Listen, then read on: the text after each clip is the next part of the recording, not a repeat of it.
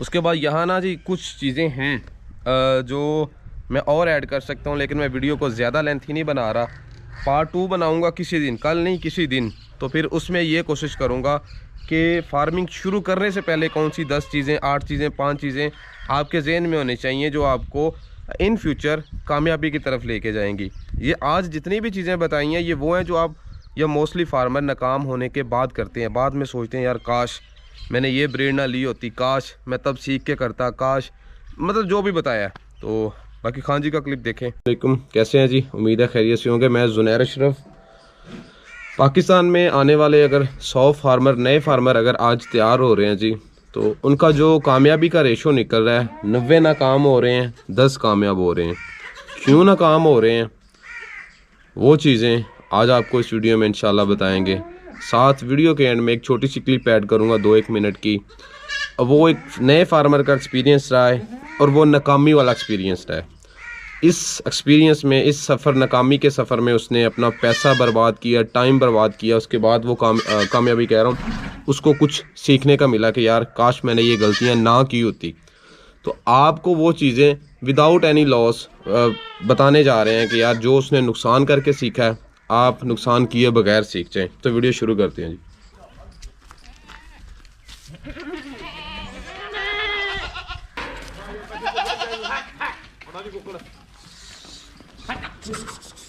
ख्याल है तो बचाई छंड छंड छंड ते कंड ते बंड वाह जनेल गुजर साहब पठे पा रहे हैं अपने फार्म को गाँव रहे हैं भाई, बड़ी अच्छी बात है।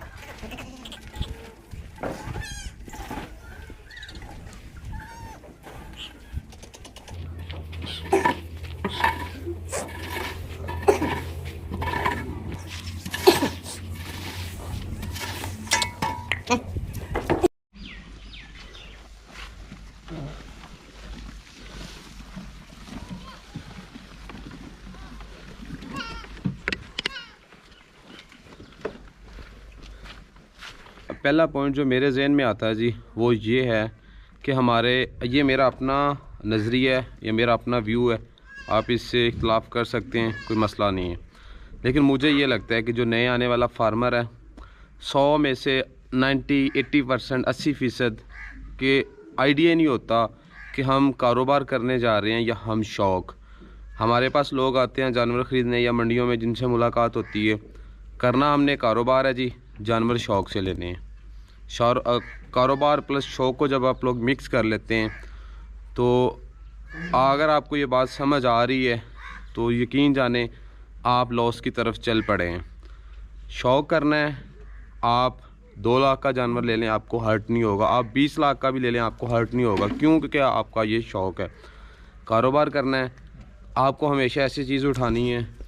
आज ये मैंने अगर 20,000 की ली है, 6 महीने के बाद मुझे ये 20,000 रिटर्न देन आपको कारोबार होगा। जब शौक़ प्लस कारोबार मिक्स हो जाते हैं, समझ लें गोट फार्मिंग आपकी ख़त्म हो गई है।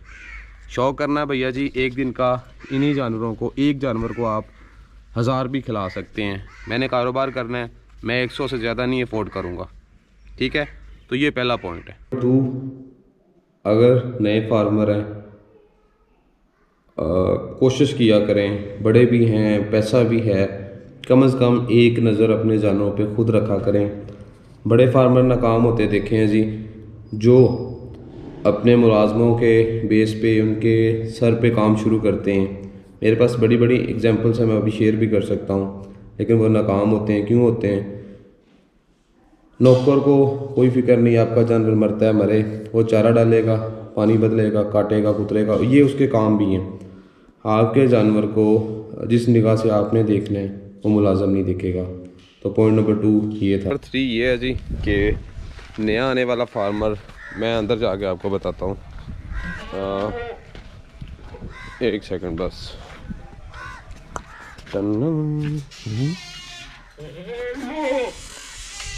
नया आने वाला फार्मर जी मेंटली प्रिपेयर नहीं होता, उसे पता नहीं होता कि कम से कम मुझे कितना टाइम लगेगा इस कारोबार को, इस काम को एक साइकिल में कन्वर्ट करने में।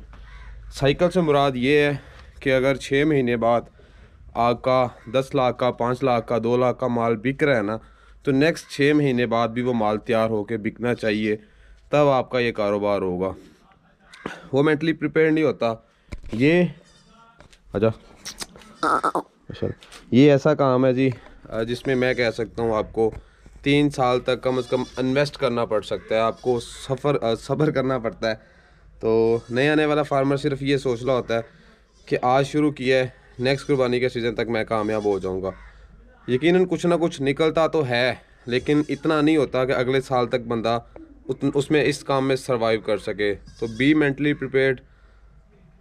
ये गलती करता है नया फार्मर कि वो ज़हनी तौर पे तैयार नहीं होता, उसने उस तरीके से प्लानिंग नहीं की होती कि ये कितने लंबे टाइम वाला काम है। पॉइंट नंबर 4 मैं ये कहूँगा कि मेरी वीडियो देखें, आप फार्मिंग शुरू कर लें और इंशाल्लाह 6 महीने बाद आप नाकाम हो गए, मेरे चैनल पे मुझे गालियाँ देने आएंगे। देखें, यूट्यूब पे काम हो रहा है, बहुत अच्छा हो रहा है, मैं भी कर रहा हूँ और दोस्त मुझसे भी बहुत अच्छा कर रहे हैं। चीज़ ये है कि सीखें।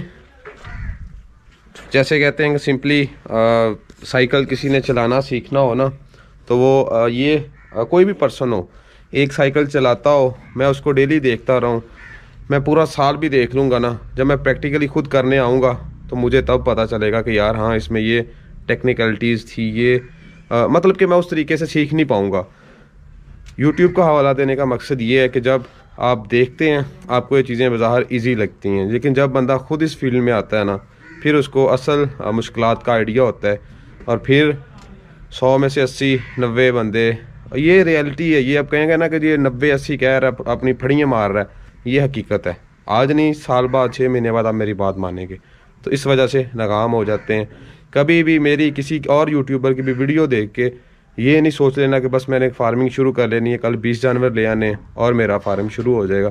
कम से कम 6 महीने किसी अच्छे उस्ताद से सीखें, किसी 10-5 जानवर के छोटे से सेटअप पे काम करें, आपका परचेजिंग स्किल बढ़ेगी, आपकी जानवर को डायग्नोजिंग स्किल बढ़ेगी, आपकी आँख कितनी काम करेगी कि जानवर को कोई इशू होगा आप उससे पकड़ लेंगे, आप अपनी खुराक कम अमाउंट में अच्छी खुराक मैनेज करने के काबिल हो जाएंगे। तो पॉइंट नंबर 4 ये था जी। तो एंड के जो 2 मिनट का क्लिप है जी, वो मैं मुराद भाई से ऐड कराऊंगा। मुराद भाई, आप लोगों ने फार्मिंग किस जगह पे शुरू की थी? हमने मलाकंड डिवीज़न के जिलादीर चकदर्रा में जी। और ब्रीड कौन सी सिलेक्ट थी आपकी?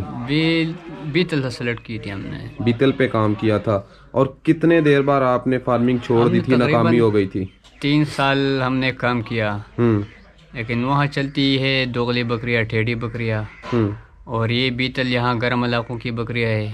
सही तो है। वहाँ हम ले गए ठंडे इलाके में, वहाँ पानी भी ठंडा, हवा भी ठंडी। तो गलत जगह, गलत चीज़ का इंतखाब किया था हमने इलाके के लिहाज से। वही चीज़ बेहतर है जो टेढ़ियाँ होती है, दोगली होती है। यानी अगर आपको फार्मिंग करनी थी तो वहाँ की लोकल ब्रीड पे काम करना चाहिए था हमें। ये सिर्फ शौक था, शौक के लिए 1-2 रख लेते, लेकिन ज्यादा ना करते। आइडिया नहीं था ना पहले। हाँ, सही है। तो शौक के लिए आप एक दो किसी भी इलाके में रख हाँ वो सकते हैं। होते हैं, हर किसी survival। के पास होते हैं, एक दो बकरियां होती है, वो सरवाइव कर जाती है। उस ना छोटी जगह बना लो उसके लिए, उसको गरमाइश आप पहुंचा दो, सही है, उसकी केयर कर सकते हो आप। एक दो बकरी आप फार्मिंग में वो 15-20 बकरियां हो तो वो मुश्किल हो जाता है, मुश्किल हो जाता बच्चे है। संभालना भी मुश्किल हो जाता है और बकरियां संभालना भी मुश्किल क्या इसमें कोई ऐसी वजह तो नहीं थी कि आपने खुराक कम दी हो, आपने उनकी लुक आफ्टर ना अच्छी की हो? नहीं, खुराक हमने अच्छी खुराक दी थी, लुक आफ्टर भी अच्छी की थी, हीटर जलाते थे हम, फिर भी वो अब हवा भी का फ़र्क था, पानी का फ़र्क था, मैटर नहीं करता था वो। एंड ये है जी कि हमेशा जब भी काम करें, फार्मिंग करें, तो कम से कम अपने लोकल एरिया की ब्रीड पे काम करें। पंजाब के अंदर हैं तो पंजाब की बीतल पे काम करने, वरना शौक के लिए आप इसे कराची भी रख सकते हैं, पेशावर भी रख सकते सही हैं, है सर। मसला नहीं है।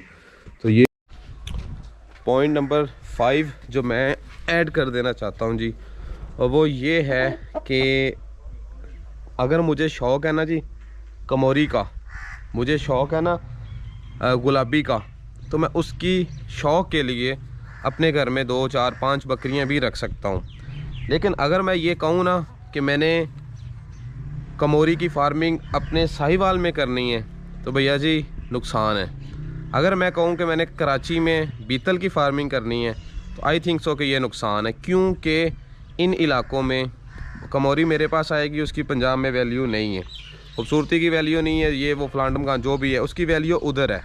बीतल उधर जाएगी, उसकी वैल्यू सिर्फ उतनी गोश्त वाली है, ना डेयरी की है ना शौकीनी की है। तो कंक्लूजन ये है कि जब भी फार्मिंग करें अपने इलाके की लोकल ब्रीड पे काम करें, उस पर फार्मिंग करें। शौक़ है, शौक़ के लिए 1-2 बकरियां ले आएँ, कोई भी नस्ल की ले आएँ, चाहे ऑस्ट्रेलिया से ले आएँ, अफ्रीका से ले आएँ, शौक़ के लिए ले आएँ।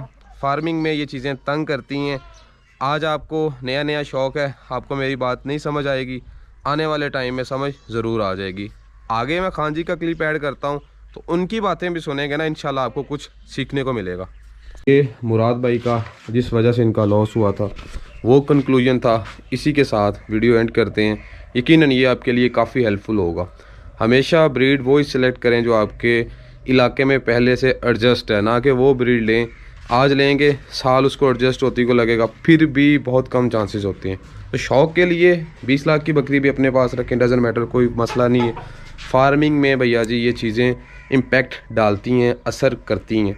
तो यकीनन ये वीडियो पसंद आई होगी, और भी मैं 10 और पॉइंट्स यहाँ बता सकता था, लेकिन उन पे एक अलग वीडियो बनाऊँगा। ये वो चीज़ें हैं जो आपको कोई बताएगा नहीं, कोई बताएगा वो ये बताएगा खुराक गलत डाल रहे हैं, जानवर गलत उठा रहे हैं, गलत टाइम पे उठा रहे हैं, जानवर को पानी नहीं देना, ये नहीं देना, वो नहीं देना, उस पर अलग वीडियो बन जाएगी। लेकिन ये सारी वो चीज़ें हैं जो कोई बताएगा नहीं इंशाल्लाह, और ज़हन से सोचने वाली चीज़ें हैं, और ये तब रियलाइज़ होती हैं जब आपका नुकसान हो चुका होता है। नुकसान नहीं हुआ, काम शुरू करना है ना, तो आप सोचेंगे मैंने खुराक क्या देनी, पानी क्या देना, एनवायरनमेंट कैसा देना, शेड कैसा बनाना है, वो चीज़ें आप शुरू करने से पहले सोचेंगे। लेकिन जो आपको बताई हैं ये नुकसान करने के बाद सोचेंगे, तो अच्छा है पहले से सोच लेंगे, इंशाल्लाह नुकसान नहीं होगा। बाकी एंड करते हैं इस वीडियो, मिलते हैं इंशाल्लाह कल।